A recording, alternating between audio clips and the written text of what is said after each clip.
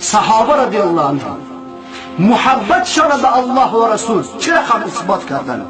در قول یا در عمل؟ در قولم در عملم اثبات کردن.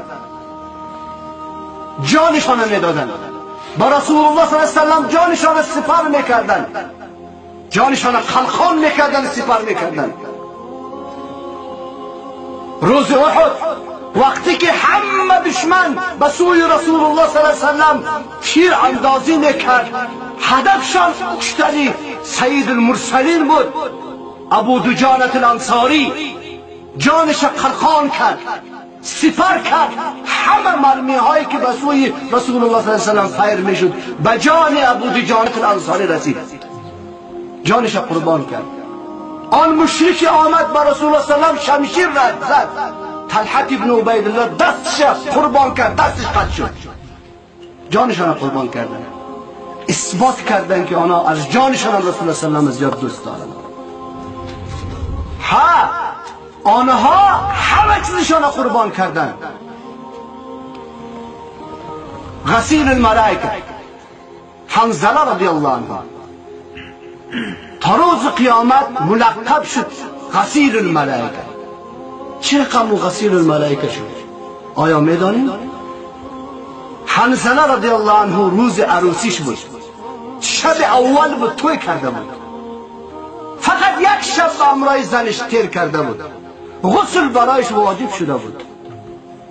وقتی که حی علی الجهاد ندایش آمد لبیک گفت، غسل نکرد.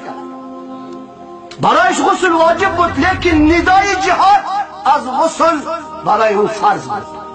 غسل اعلا کرد، به میدان جنگ حرکت کرد، در میدان جنگ شهید شد، در میدان جنگ شهید شد. با رسول الله صلی الله علیه و بعد جنگ جبریل علیه السلام آمد گفت که حنظله در فلان جا است. رسیدن به جایی که به اونها گفته شده بود، دیدن که همه جای حنظله تر است. گفتن چی شد؟ ملائکه غسل دادن. چرا؟ برایش غسل واجب بود. از خاندانشان، از خاندان حنظله معلومات گرفتن که چی بود؟ گفت همین شب اول ما بود، همین شب ازدواج کرده بودیم. وقتی که منادی ندا میکرد که حی علی الجهاد، حنظله گفت که باید که من اجابت بکنم. غسل هم نکرد، به سوی ندا رفت، به سوی جهاد رفت. در میدان جهاد ملائکه او را غسل دادن و تا روز قیامت غسیل الملائکه است. شب اول بود، شب اول عروسی بود. این ایمان صحابه بود. برای من الله برایشان مقامی رضی الله عنهم را داد. الله از اونا راضی شد. مقام اونا رضی الله عنهم، الله از اونا راضی شد. جلیبیب رضی الله عنه در مابین اصحاب پیامبر صلی الله علیه و سلم به ابوالمسکین ملقب بود. او را ابوالمسکین میگفتند. او چیزی غیر از این عورتش که پوت میشد از همین تیکه دیگر چیز نداشت، لطه‌ای داشت، دیگر چیز نداشت. یک روز رسول الله صلی الله علیه و سلم به جلیبیب گفت یا جلیبیب چرا زن نمیگیری، چرا ازدواج نمیکنی؟ گفت یا رسول الله من یک مسکین هستم، به من کسی دختر نمیده. روز دوم گفت یا جلیبیب چرا زن نمیگیری؟ گفت یا رسول الله من یک مسکین هستم، به من کسی زن نمیده. روز سوم گفتند یا جلیبیب زن نمیگیری؟ گفت یا رسول الله من یک مسکین هستم، نه خانه دارم نه مال دارم، به من کسی دختر نمیده. رسول الله صلی الله علیه و سلم گفت برو به خانه فلانی، به خانه انصاری فلانی برو، او دختر داره، دخترش به تو میده. جلیبیب آمد به صاحب خانه، دروازه را تق تق کرد. صاحب خانه برآمد، پدر دختر. سلام علیکم، مرحمت. به خانه داخل شدن. گفتن من رسول الله صلی الله علیه و روان کرد، من به خواستگاری دختر شما آمدم. رسول الله صلی الله علیه و سلم گفت که دختر داره به من بده. پدرش گفت که همینجا باشه، من به همراه فامیل یک مشوره میکنم. به خانه داخل شد، به فامیلش به زنش گفت ابوالمسکین جلیبیب آمده است به خواستگاری دختر شما، چی میگی؟ زن گفت که این مردک نه خانه داره نه مال داره، دختر ما را به کجا میگیره؟ این یک مسکین باشه، نمیشه این یک مسکین است که چیزی نداره. این گپ را دختر شنید. گفت پدر جان چی گپ است؟ گفت که جلیبیب آمده است به خواستگاری تو، به خواستگاری تو آمده است. او چیزی ندارد غیر همین لطه‌ای که عورت او را پوت بکند. دختر گفت که آیا شما پرسان کردین او را کی روان کرده است؟ گفت که او را رسول الله صلی الله علیه و سلم گفت. او را رسول الله صلی الله علیه و سلم خواستگاری روان کرده است. دختر به پدر و مادر گفت آیا شما آن خواستگاری رسول الله صلی الله علیه و سلم پس بکنین؟ شما به نفری که آمد به او نگاه نکنین، او را کی روان کرده است به او نگاه کنین.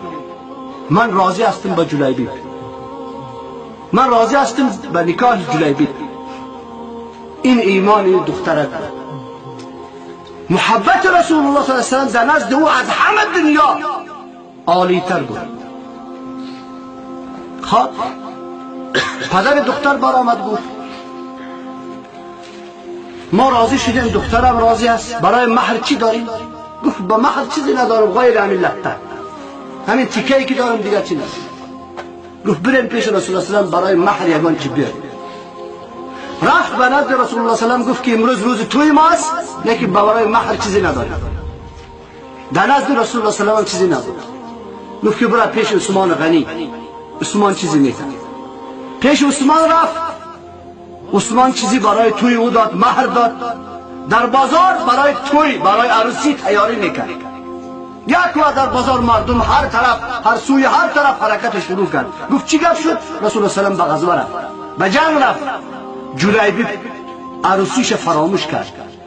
گفت که من در خانه باشم عروسی بکنم، رسول الله صلی الله علیه و سلم در میدان جنگ؟ نه، امکان ندارد. آن پیسه که برای خریداری به شب عروسی گرفته بود، یک شمشیر گرفت، یک اسب گرفت، به اسب سوار شد، با میدان جنگ حرکت کرد. جنگ تمام شد. رسول الله صلی الله علیه و سلم گفت که این شب عروسی جلیبیب است، زود حرکت کنید. گفت یا رسول الله جلیبیب شهید شد، جلیبیب شهید شد. رسیدن، جلیبیب شهید بود، در مابین مشرکین 14 نفر کشته بود، خودش هم شهید بود. او را گرفتن به تابوت، او را برداشتن، رسول الله صلی الله علیه و سلم به نوک پایشان میرفتن. گفت یا رسول الله چرا بر نوک پایتان میریم؟ گفت که به عروسی جلیبیب ملائکه اینقدر زیاد نازل شده است که جای پای ماندن نیست. این عروسی جلیبیب بود رضی الله عنه. الله از اونا راضی شد.